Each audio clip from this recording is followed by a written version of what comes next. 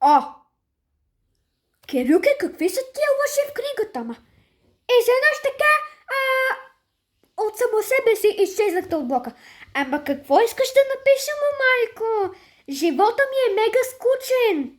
Как така ще скучен? Поне не се ли интересуваш от твоя си собствен живот тук?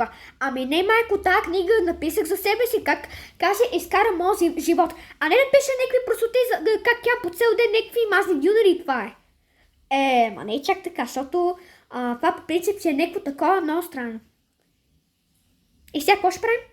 Де я знам? Ама маме, често ти кажа, аз отдавна не съм правила лук. Не.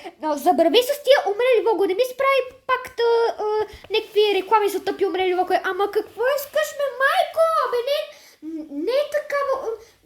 Не е такава идеята, бе. Няма да правим такива умрели влогове. Ще правим такива влогове, които са смислени и хората просто могат да научат нещо от тях. Не съм много сигура. Просто съмнявам се, че ще се го обещаеш това, твоето желание тук, обещанието.